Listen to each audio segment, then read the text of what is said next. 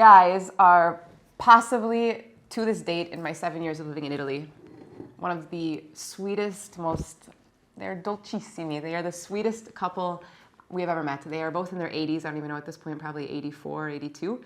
And Gaetano, our colleague, had mentioned that these guys were worth visiting. We had gone to the Benvenuto Brunello Festival, which has something like 250 winemakers these days. And we looked for them because we figured we would try them. We were going to be meeting them to do the wine tour. But we didn't see them there. So we were really curious. So the next day we did a tour through their cantina and the vineyards. And we asked them, we said, we didn't see you at Benvenuto Brunello. Where were you?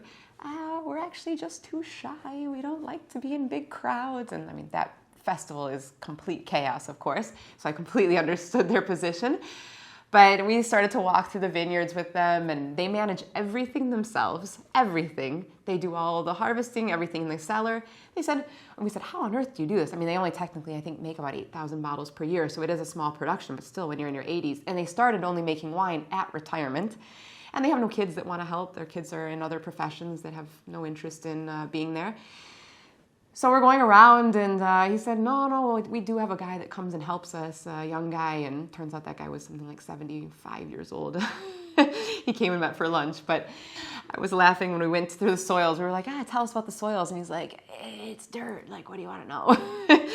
These guys have no marketing sense behind them. They didn't have a website that worked. Even during COVID, they were asking us to, can you buy any bottles? Because certainly they weren't set up for the online sales that everyone was doing.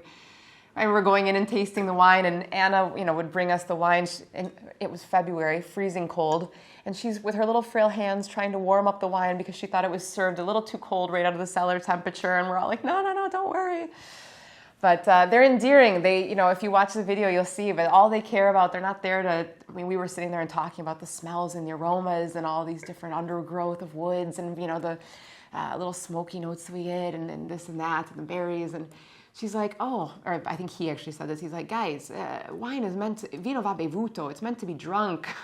Don't put it up on a shelf. Don't talk about it. Share it with people. So that's what we really encourage you to do.